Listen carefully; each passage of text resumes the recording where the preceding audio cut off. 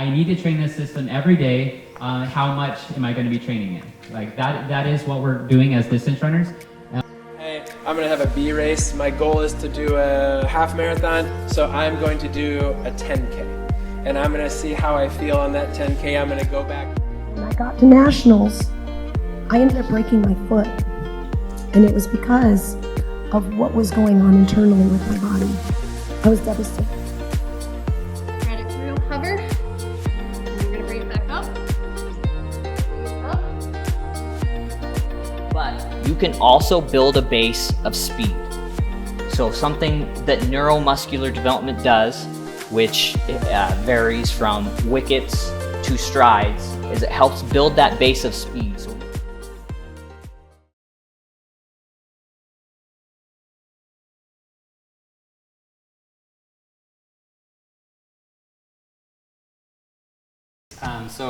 I'll just turn the time over to Nathan. We'll have 45 minutes and we'll go from there. Awesome. Thank you, Justin. I do want to point something out before I start. If you guys saw the flyer, Justin was a little too generous when it came to the title that he put for my presentation, which was something from a successful program or something like that. And I'm like, I mean, I don't know if I'd consider my program successful. I would say we've done some stuff in our program that is a good success. But yeah, I just wanted to point that out. Like, I don't know. I don't put myself on a pedestal like that. Like, I think we definitely have some things that a lot of programs could implement that would give them a more competitive edge than some of the schools in the state. And not even just that, throughout the nation. There's quite a few things that really successful programs do that I've stolen. So go ahead and get started. This is a picture that I stole from Facebook. This is me right here, almost 20 years ago to the day. This is at Chandler, which is happening next week in the 32. So you can tell I'm very much, with the glasses here, I'm very much shorter than everybody else. So yeah, so things have progressed and come a long way. So my name is Nathan Beaty. Like Justin was saying, I have a podcast called The State of Running. Y'all are welcome to check it out. I have interviewed quite a few people, including Jackson Bland from Shadow Ridge a couple years ago. And so, yeah, I really enjoy talking with athletes and talking with coaches too, because that's kind of the only way you learn and grow is by talking to people. Background, I have 20 years of experience. Laser pointer doesn't work. I have been coaching at Westwood for 6 years, boys and girls. This year I took over for the training program for the girls, and for the first time in almost 15 or so years they qualified for state. Having seen them over quite a few years, having coached there, I realized that they needed a little extra push when it came to getting the proper training. Talked to their coach. He was more than willing to let me take over for that. And with a roster of 9 girls, we took 7 girls to state, again, after 15 years for the school. So that was a very proud moment for me, to see them finally get to state where they've been trying to for years. Boys, the first year that we took them to state, that was again about 15 to 16 years since the last time the school had qualified as a team, and so on. State champ from last year for the 32s here for D1. He agreed to be my guinea pig for today in case I need somebody to fill extra time. So I'm going to go ahead and move on. Oh, by the way, I do have a website, so everything that I talk about, other than being in this slideshow, will be on my website. So you guys are more than welcome to full access, gain everything, including this season's and last year's cross-country training program. I go through week by week, every single week, and you can see the progression of the athletes and their training. So that's fully available. I just thought I would throw this in here because it's pretty hilarious. Oh, I'm going to turn that up because you can't really hear it. I think it's hilarious.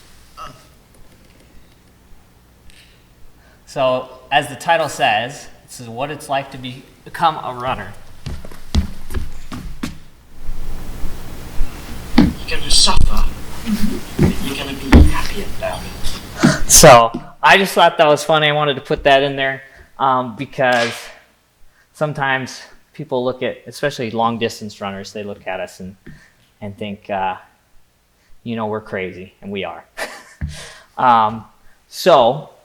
First things first, I really like this quote by Stephen Covey. It's, the main thing is to keep the main thing the main thing.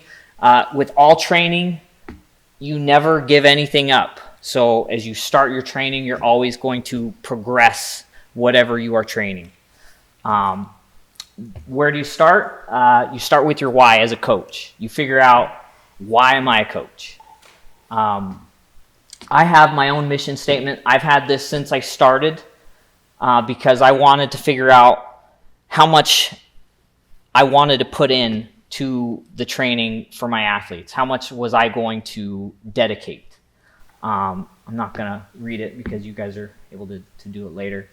But basically, I have a very big goal as a coach, as a mission statement. My goal is to raise the entire state of Arizona's ability level for all athletes to the national level. The reason why is because when I first started coaching, I noticed that our state seems to be lacking in competitiveness compared to other states. And I will tell you, this year alone, our state has jumped leaps and bounds when it comes to getting closer to that national stage.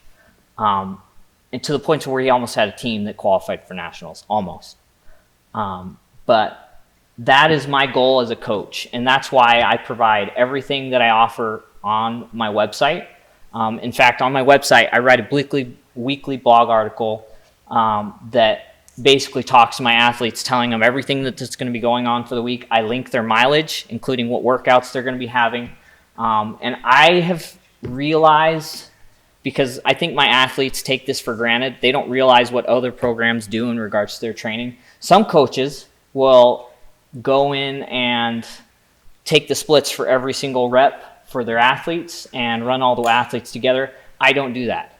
I treat my athletes like adults, or at least I try to raise them to become adults.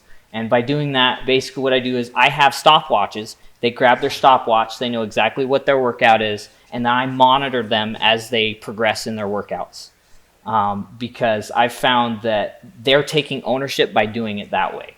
And the cool thing about that, little things for me that I see that the athletes don't realize, but that also, from what I've seen, decreases their potential ability to compete against their other teammates, and then in turn not getting the correct stimulus from their training that I have given them. So they have specific splits most of the time with what they're supposed to hit, and I monitor that as the workout goes on.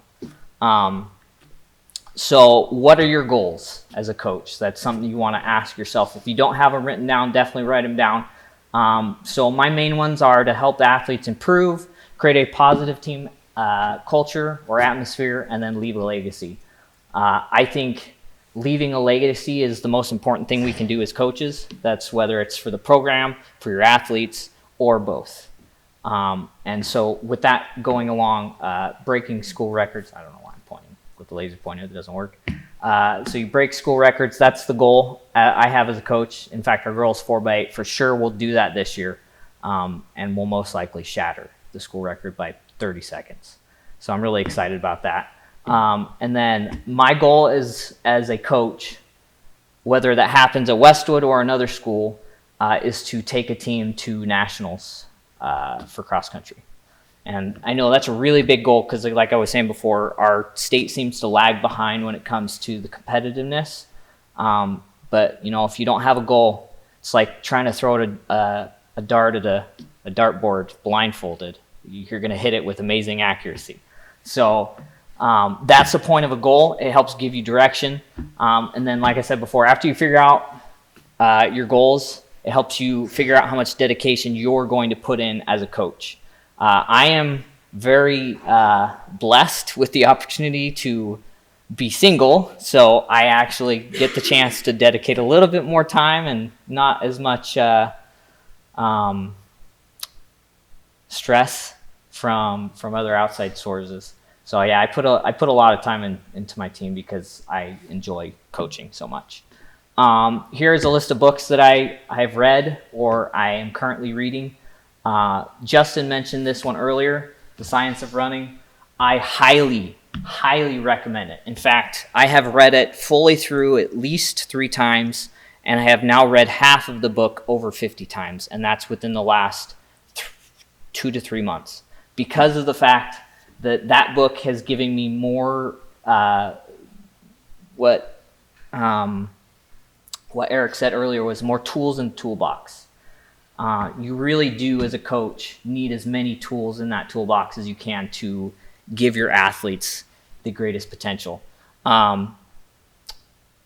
It's Rachel, right? Okay. I will tell you this, Rachel, I really appreciated your talk because I have an athlete, a girl athlete, that I've been trying to figure out how to help her best, and you gave me some information that I greatly appreciate. So, and that's the other thing too. It's not just books. You've got other coaches that you probably have full access to and don't realize that in the state would be more than happy to help you if you just reach out. I've had great success just by talking with plenty of good coaches in the state, just by that. So let's get to the first part, which is phases. Most coaches understand the basics of phases. I, as a coach, when I first started 6 years ago, thought that I had knowledge when it came to understanding training. And knowing now what I wish I had known then, it's like night and day difference. In fact, since I first started coaching, everything has changed to the point that now if you were to look back at my first year coaching, you would think I didn't know anything, which I really didn't. So all of the phases here are blended together. In fact, when I do all our training, you'll probably see some form of every single aspect of training. Even in the base phase, I continue everything in there.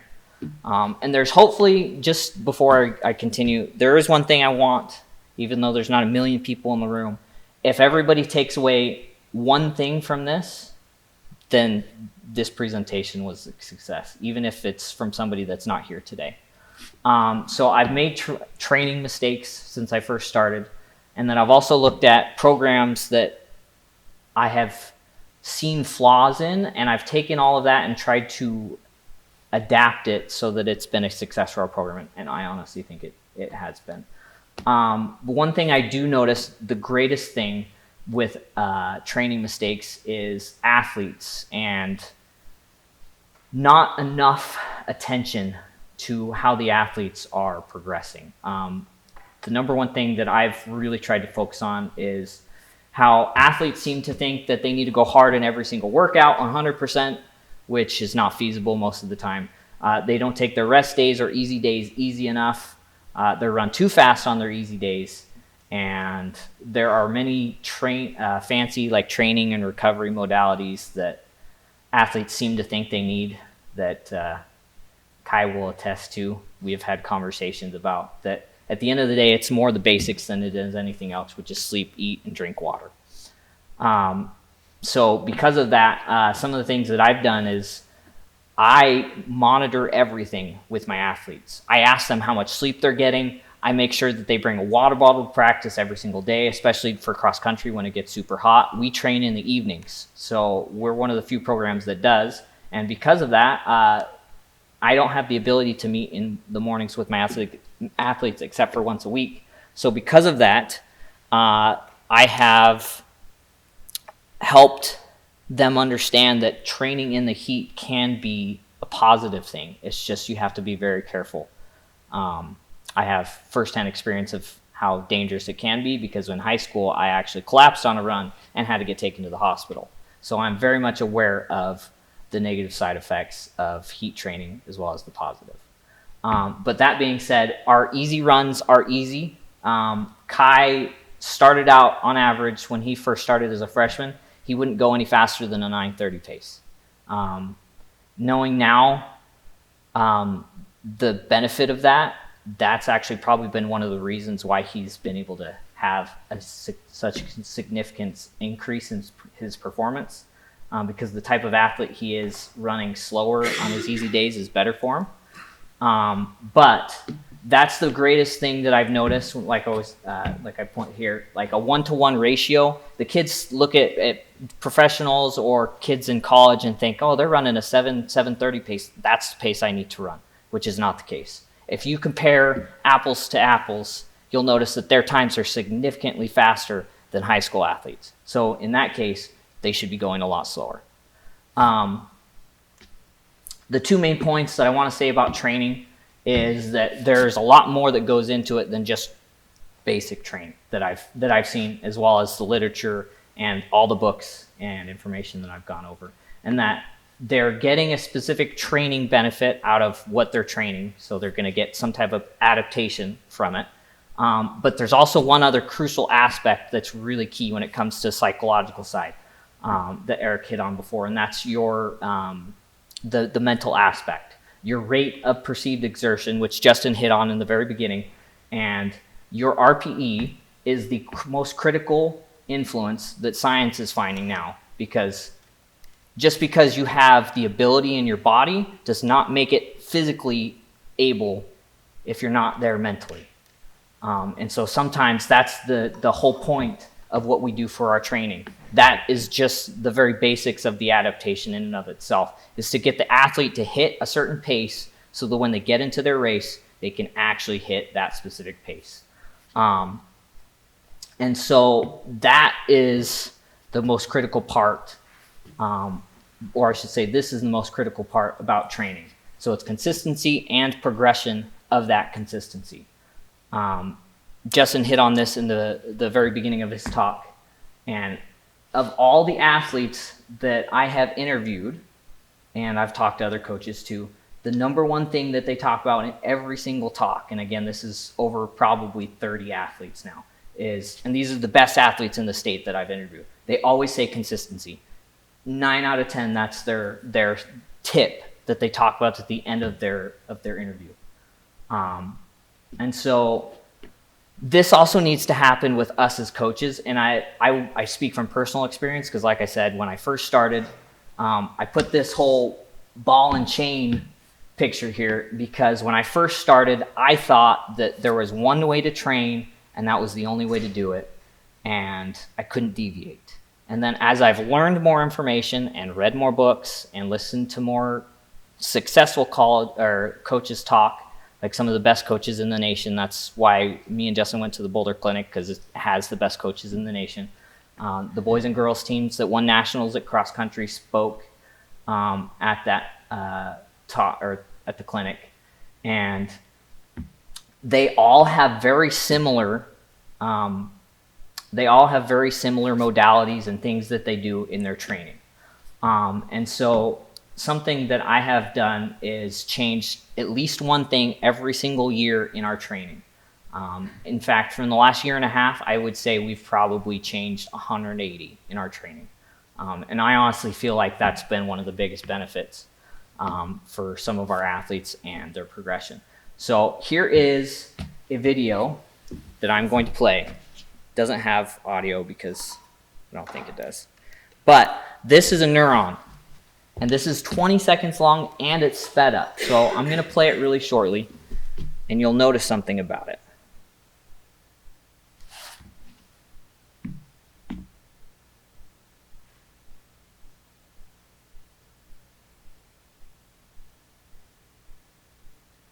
I don't know how long this time lapse is, but it's a very long time.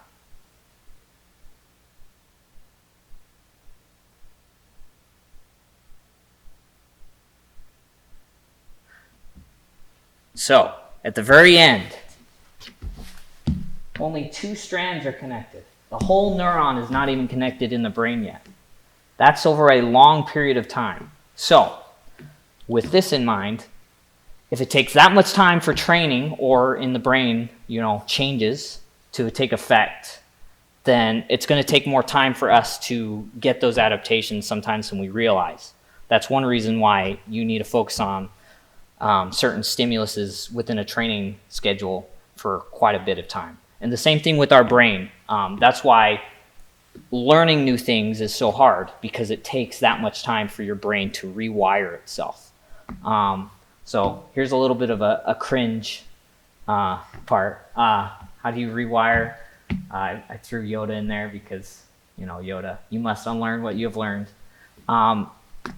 When I first started to become, I would say, an adult, I was very antisocial, and I had a hard time doing new things. So something that I started doing is I started doing things completely different than what I had done before, because I needed to change. And change, in order for you to change, you have to change your stimulus. So some of the things I did is I took a new route home every single day. I was reading new books or different books that I was interested in. Something I did was go see a movie by myself. Like, in fact, the movie theater wasn't that busy, but everyone was looking at me because I was the oddball out, alone in a row. But it's very important, because that's how you're able to think of new things for training, to get outside of your comfort zone or your box and figure out what can actually be beneficial. So basics for our training is we start out with a very basic mileage base. And here's something else that I want to hit on that I don't think I put in any of my slides. But I learned this within the last 6 months. Something that I've in the beginning, about 2 years ago, I think we started doing strides. And I thought, this just is something we have to add to our program. I don't know why. I've just noticed that a lot of successful programs do it.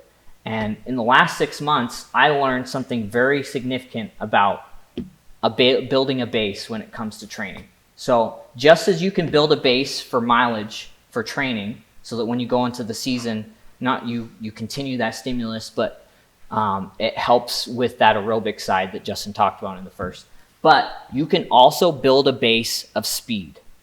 So something that neuromuscular development does, which varies from wickets to strides, is it helps build that base of speed. So when you actually get into the training near the middle to end of your season, when you're really hitting higher speed workouts, your body is able to actually handle that a lot easier, because you built your base in the beginning. And that's something huge that I learned, about 6 months ago, that just really played a role. And I would say has been huge when it's come to some of our athletes in their success. I have an athlete that I think his freshman year, his 200 fastest time was like a 38, 39. This year he split at the end of a workout a 26, which is just crazy when it comes to progression of speed. So we progress everything. So for example, the mileage and strides progress up to a certain point. Mileage increases, strides increase. We start with a 100-meter stride. We progress all the way up to 150 meters. And then we also start out with all-out sprints every single season, at least for the last year. And that's been huge, I think. In fact, last year during track is when we started it. And I want to say that's one of the benefits of what Kai was able to do at the end of his season, was the increase in just all-out sprints. Sounds really weird for distance runners, but the results from what I've seen on our team speak for themselves. We do a lot of tempo threshold work, and we actually do double threshold every single Monday, except for as we progress in the season, we're just trying to maintain that stimulus now, especially because we're right in the thick of competition phase, so now we're just maintaining that stimulus. Some of my athletes will keep that stimulus up though, like I have an athlete that comes at training from the endurance side, so he will keep up that stimulus. However, Kai, for example, will not. So why are strides and neuromuscular development important? I already touched on that. Faster, hard days must also continue. Sometimes this isn't possible because you'll have a race that week, or you'll notice that an athlete seems to not be progressing in those workouts that you're having them do. So in those situations, I switch up the workout and I have them do something else because they might be tapped out on what I can give them in that workout.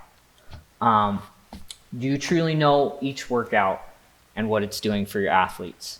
I think this is the biggest thing for me that's made the biggest impact, is understanding when I have them do a specific workout and the rest and the length and the speed, understanding what they are gaining from it and how much of an impact it's going to make or does make. And the way I figure that out is I have them do races or a time trial. Stuff like that will help figure out for me whether or not they're actually adapting, because that's the whole point of a race. It's to figure out where they're at in their training and whether or not what you've been doing is actually giving them the proper stimuli. So here comes the individualization. I will tell this right up front. This is the hardest thing to do as a coach because you really do have to put in a lot more time. But if you're really trying to cut back on time, then the best thing you can do is write 2 different types of workouts for the 2 different types of athletes. That's the most generalized way you can do it, at least that I've found. Other than that, it takes a long time. But there are 3 different types of athletes, those that have a blend of the 2, and then the first 2 would be those that thrive off of harder efforts and usually shorter reps, and those that do better with the endurance side, which is usually longer reps but not as fast.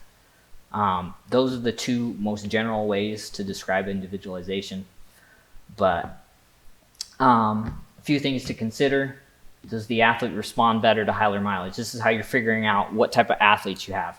Because when I first started training, all my athletes trained the same way. And then about a year and a half ago, so it was Kai's junior year, I said, we're going to start doing things different. We're going to start individualizing a bit more.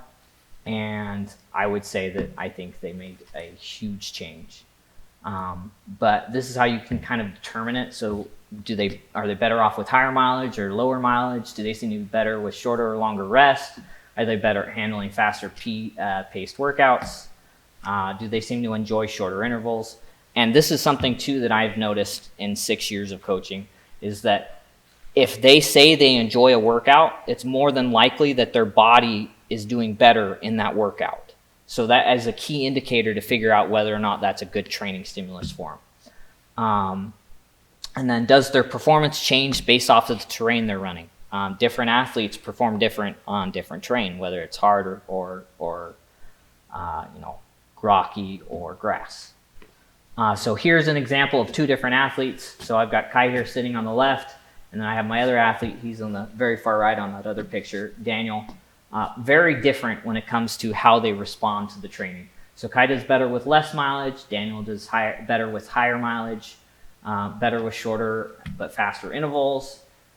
He's a very rare breed for himself because he can actually handle a lot higher volume. We will average between 3.5 to 5 miles in some of our speed efforts.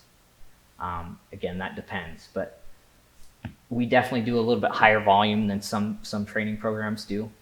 But all his mileage has been slower. Something that Daniel has changed that I've seen huge significant increases. I mean, from last year to this year in the 5K, he improved by over a minute. And since his last PR in the 2 mile, he improved by 30 seconds, which that's a lot. So he does better with lower intensity but higher volume. Faster mileage, that's something else. Again, it depends on your athlete. Some athletes will be better off running faster because it changes their running economy. Kai does better with more rest on some of the workouts, unless it's 200s for whatever reason. Around a minute's probably ideal rest for him. But more anaerobic work. Daniel is less anaerobic and more aerobic work. And that's the other side of it too, is you got to figure out which side of the training you need to come from. So whether it's going to be the aerobic side or the anaerobic side. You can actually train, from what I've seen in the literature, from what I've read in books, what I've seen from the successful programs in the nation, you can actually train an anaerobic athlete to be just as good as an aerobic one in a longer distance event. It just depends on how they're trained. Like I said before, everything is on my website. You guys are more than welcome to go on there and look at everything. I don't hide it. In fact, I'm more than willing to share it. You're more than welcome to ask me any questions. You can email me, or I've got my phone number on there as well. So questions to consider. Do you truly know the stimulus that you are trying to hit and how it's affecting your athlete? This is the basis on how I approach all my individualization now. Like I said, in the last 6 months, I feel like I'm going to go off a tangent here, but if any of you guys have seen the movie Limitless, when the guy takes that pill and all of a sudden just like every single avenue of possibility opens up to him, it's like that. Like with the book that I talked to you about before that Justin recommended in the beginning, The Science of Running, that book that's been my NZT pill right there. And just understanding how training works and how different stimuluses can change the outcome of your training. So I wanted to include that for this so that if you want to go back and figure out, okay, what can I do to change the stimulus for my athletes? It's all going to be right here. So here's going to be all the different manipulators and whatnot. And just like Eric was saying before, the tools in the toolbox. I won't go over every single one, but you got to use the right manipulators to get the right adaptation. So something that some of you guys, if you know Kai, he's been pretty good in the 800. Right now he leads the state in 800 time with a 154, and that was ran in January. And we have not done a single 800 workout. Everything has been included in all of our training. And so because of that, the 1600 hasn't been as good as what it was last year. So what I know is that, okay, well, he's got really good speed. So all I have to do is work on the endurance side. Super simple. This is a really good quote from Henry Ford. If you keep doing what you've always done, you'll keep getting what you've always got. So you got to change up what you're doing if you want something to change. Learn to mix up your training. For me, that's critical. From what I've seen the best out of my athletes. Every single workout that we do, we don't do a single 1 rep 20 times or 5 times, except for maybe 400s. And that's usually a specific workout that we'll build up to. Like if I'm thinking off the top of my head, Kai, has there been a single workout that we've done this season so far that was only 1 rep of the same distance? No. In fact, when we do these trainings, I will throw in, or I should say how I do these trainings, I try to mimic a race. So like I don't always do this, but I like to start out with something fast because in a race, they're going to get out fast. So they need to feel what it's like to get out hard in a race. And that's the same thing in their training. Then what I do is I'll throw in, 5 to 10 reps of something that is the same at a consistent pace, anywhere from mile to 2 mile pace. And at the very end, they'll either do something hard all out, or I'll throw in 200s at 800 pace. Again, just to keep that stimulus up for the 800. Base phase, kind of already covered this basically. Something that we did do this year, even more so than I have in past years, is adding hills. And learning the progression of hills. Again, like I said before, you progress everything. So I progress strides, I progress the mileage, I progress our threshold workouts. If you want, you're more, like I said, go onto the website. It's got the workouts that I put in, and our mileage increases every single week. The amount of strides we do has increased almost every single week up until when we recently started races. And then our hills have progressed as well. That goes from short to longer hills, and now recently we've started running hills, and then they continue that when it gets to, if you can find a hill that has this, long, steady hill, and then it plateaus at the top. And we actually did a workout this week on that, and that was actually really good. I did see that seemed to be pretty good success in that progression. For athletes such as Daniel, go back. Holy crap. there on the right, and then just so you're going to get a picture. So he thrives much better with the type of athlete that he is with smaller doses of anaerobic work. Because I learned this from last year, he does really bad with a peak, like unlike some athletes will. And so I can't peak him. I have to basically just have a sharpening phase. So basically, near the end of the season, I might do one workout that's a little bit faster, but that's it. So I'm throughout the season so far, and I'll continue this, he's going to get small doses of 200 work, either after a threshold or just any other normal workout. So nothing super heavy for him. Again, like I said before, our mileage is a little different. We range from 50. Daniel said, because we changed something else up this year, we do it based off of time and not distance. That's a stimulus that I'm trying to change up to see how it affects us. It hasn't had any negative effects, but he told me that he's going to hit 90 miles this week after today, which is it's not what I was expecting. I was hoping to hit around 75 to 80. But again, he seems to do much better. And that's the other thing too. I'm never going to prescribe workouts for my athletes and then not follow up with them, because I need to see every single day and every single week how it's affecting them. And if it's too much, then we back off, and then we reduce, whether it's the mileage or the speed workout, or the volume of it, I guess. But I guess in my situation, I definitely make sure that I don't ever overdo it, because then that's how they're going to get injured. And then one thing we also do is we do a large variety of strength work every single week. We do at least 2 HIIT workouts. That's something that I've changed. We do a lot of plyometrics. We do core 3 times a week. And then something else that I've noticed with female athletes is they seem to struggle with hip injury a lot more frequently than men. So something that I noticed a couple years ago on that is I decided, well, they need to be doing hip exercises. So I made up a program, and then I gave it to the athletes, and for the most part, it seems to have really helped. We do a lot of race pace workouts, specifically later in the season. Trying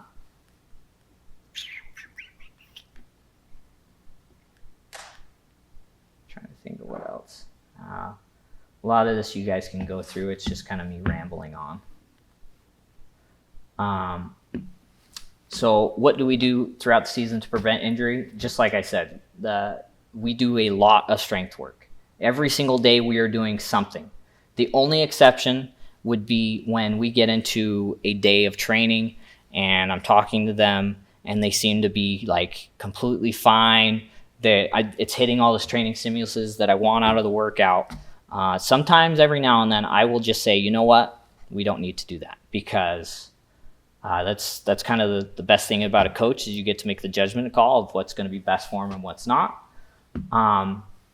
But this is definitely something that I don't think is stressed enough. Check their shoes every single season.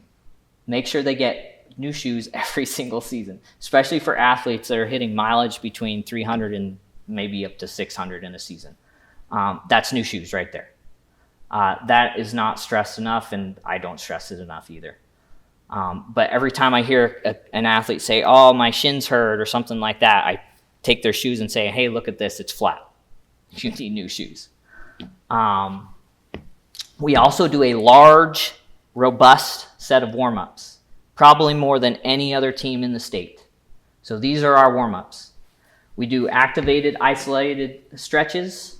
So here is a list of those. Then we go to rope drills, and then we go into line drills, ladder drills, and then they have 2 100-meter strides at 1 mile pace and 800 pace. And I didn't hit on this before, but when we do strides, I never tell them, except for the 60 meters, that it's all out. Everything else is at a set pace.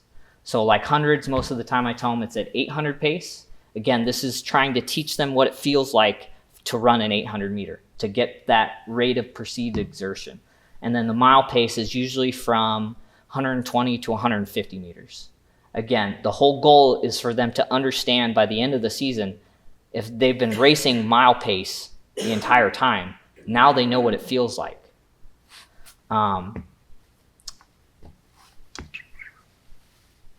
guess I'm kind of reiterating myself on some of this stuff. Definitely stressing the importance of, like I said before, the basics, which is getting 8 to 10 hours of sleep.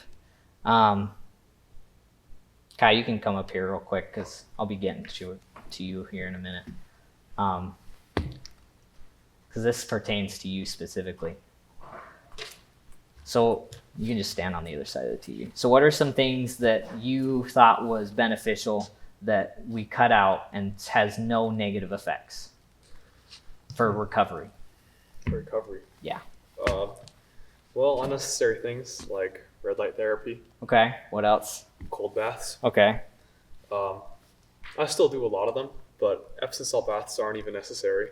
Are you talking about in our program itself? No. Just- What we talked about specifically that I feel like is probably, like I said, no negative effects, but is the flashy thing for nowadays Yeah. that you see on social media and stuff like that. Electroshock stimulus, cold therapy, red light therapy, even sometimes really long sessions of deep stretching. Now, I am a little bit different of a coach. So one of the things we do for strength work is nothing other than body weight. I'm almost running out of time. So nothing but body weight workouts. We don't go to the gym. We don't hit weights. And then on top of that, I hate this. Love losing your train of thought in the middle of a topic. Is there anything else that I'm forgetting when it comes to what we do different? I don't think so. You're good. The iron is a big one. Oh, yes. I have my athletes get a blood test every single season before the season starts, specifically because I have now also had athletes that have made significant increases potentially because of getting a blood test and finding out they're anemic. In fact, I have found that the science says it, that women athletes are more susceptible to anemia than men athletes. And so that's one of the reasons. In fact, we had an athlete that was anemic. She went to the doctor and she got on liquid iron based off of what the doctor recommended. She improved by 2 minutes in cross country. You can definitely see huge gains, and that's such a simple, easy thing that they can go do, and you can find out. If they're not, then great. They're already right on track. They're healthy. But also being anemic can have a lot of negative effects too, including potential risk to getting injured even more so. I was also anemic when I collapsed in high school, and then improved by about 3 minutes in my 5K. So it definitely makes a difference. So to the very last, the fun things that we do. This is a picture. We do this every single break, whether it's spring break or fall break, to entice the kids to stay and train for the week because a lot of them go out of state or go on vacation. We do a night run that has glow sticks lined up around the track, and they get face paint, and they get those little things you can put as bracelets or things around their neck, and they run in that. And that seems to be a lot of fun. I could have included those pictures, but I wasn't sure if I should, so I did. But that is definitely something fun that we do, and I'm not known to be a fun coach. So whenever time I could find something fun to do.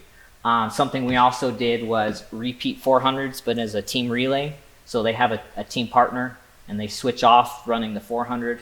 And what I did is I just tried to pair up which ones were best based off of their ability level and how much rest they were going to need in between those.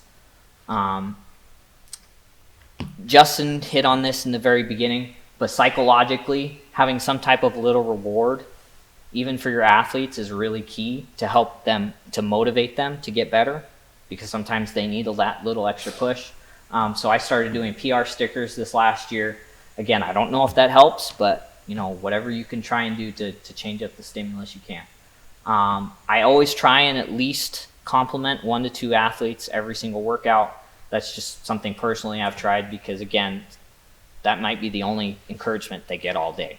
I also don't try to do it to every single athlete because I don't want them to think that I'm handing it out like candy. Like when I hand it out, like I say, like, you did a good job. They know that I actually mean it. There's a water park near our school, so during cross country, I know they go there on their easy run, and I don't mind them dipping in and getting a little cool for that.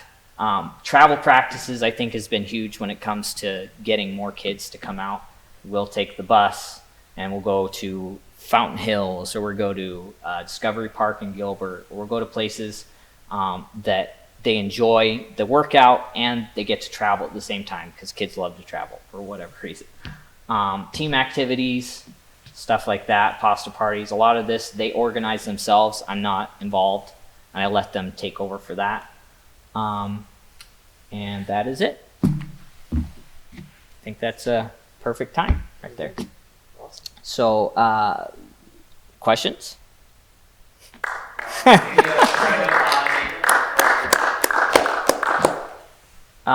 Do you guys have any questions for Kai? Because I don't know if you guys would have them or not. What was your biggest change in where you were? Cause you're what, senior now? Yeah.